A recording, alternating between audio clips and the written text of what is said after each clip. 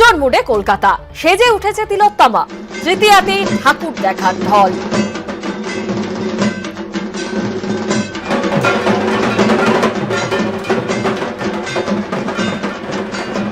আজ সুরুচি সঙ্গের পুজোতে মুখ্যমন্ত্রী মমতা বন্দ্যোপাধ্যায় তিনি ঢাক বাজান।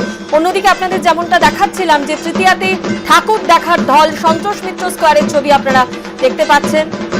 অন্যদিকে চেতনা অগ্রণী একইভাবে যত রাত বাড়ছে মানুষের ভিড় বাড়ছে।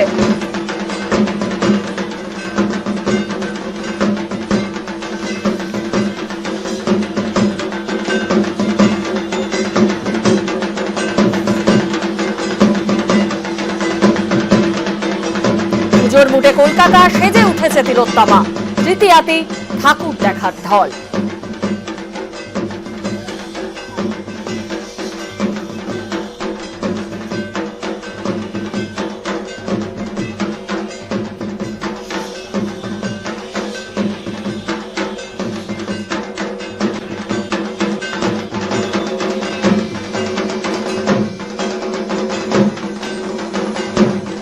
সরাসরি আমাদের সঙ্গে বিভিন্ন জায়গা থেকে আমাদের প্রতিনিধিরা রয়েছেন। শিবাশিস মৌলিক রয়েছেন শ্রীভূমি থেকে, পৃথা দাশগুপ্ত চেতনা অগ্রণী থেকে, অনির্বাণ বিশ্বাস রয়েছেন সন্তোষ মিত্র স্কোয়ার থেকে, অন্যদিকে সুরুচি সংঘ থেকে রয়েছেন সৌমিত্র রায় এবং একডালিয়া এভারগ্রিন থেকে রয়েছেন চৈতালি চক্রবর্তী। শিবাশিস, প্রথমেই তোমার কাছে আসবো।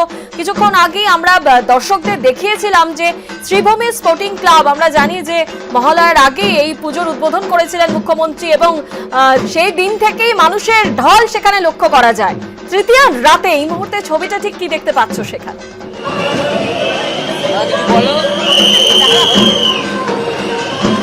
স্বর্ণালী, এই মুহূর্তে আমি দাঁড়িয়ে রয়েছি উত্তর কলকাতার পুজোর ক্ষেত্রে হয়তো সব থেকে বড় পুজো বলে দাবি করা হয় উত্তর কলকাতায় কিন্তু শ্রীভূমি স্পোর্টিংকেই, এবং সেই শ্রীভূমি স্পোর্টিং ক্লাব সেখানে আমি দাঁড়িয়ে রয়েছি।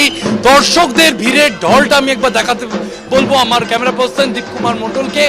তৃতীয়ার রাত, দুদিক থেকে দেবীপক্ষ যত এগোচ্ছে ভিড় তত বাড়ছে, আবার রাত যত বাড়ছে ভিড় ততই বাড়ছে। কার্যত দেখা যাচ্ছে জনসমুদ্র এই মুহূর্তে শ্রীভূমি স্পোর্টিং ক্লাবে। এর আগেও আমরা দেখেছি শ্রীভূমি স্পোর্টিং ক্লাব বিভিন্ন সময় তারা বিভিন্ন চমক তুলে ধরেছেন বিভিন্ন সময় বিভিন্ন পুজোতে। কখনো বুর্জ খলিফা, গত বছরের বুর্জ খলিফা এখনো শহরের যারা পুজো দেখতে ভালোবাসেন, যারা পুজোর এই উৎসবে প্যান্ডেল হপিং করেন বা প্যান্ডেলে ঘুরে বেড়ান, তাদের কাছে এখনো গত বছরের বুর্জ খলিফা মনে আছে। এবং এবারে কিন্তু শ্রীভূমির উপহার দর্শকদের জন্য হলো ভ্যাটিকান সিটি। সেই ভ্যাটিকান সিটি এবারে তারা তুলে ধরেছেন শ্রীভূমি স্পোর্টিং ক্লাবের সেই মণ্ডপে। আমরা দেখতে পাচ্ছি এখনো রাস্তার উপর বহু মানুষ দাঁড়িয়ে রয়েছেন এবং রাত যত বাড়ছে ভিড়ের চাপ কিন্তু ততই বাড়ছে শ্রীভূমি স্পোর্টিং ক্লাবে। আমরা একেবারে সেই ছবি আপনাদের সামনে তুলে ধরছি, শ্রীভূমি স্পোর্টিং ক্লাব যেখানে একেবারে জনসমুদ্র। পাশাপাশি আপনাদেরকে দেখাবো সুরুচি সংঘ, আমাদের প্রতিনিধি সৌমিত্র রায় সেখান থেকে রয়েছেন। সৌমিত্র, যে ছবি আমরা শ্রীভূমির ক্ষেত্রেও দেখতে পাচ্ছিলাম যে কোনোভাবেই মনে হচ্ছিল না যে তৃতীয়ার রাত, মনে হচ্ছিল সপ্তমী বা অষ্টমী। তুমি সুরুচি সঙ্গে রয়েছে, সেখানে এই মুহূর্তে ঠিক কি দেখছো?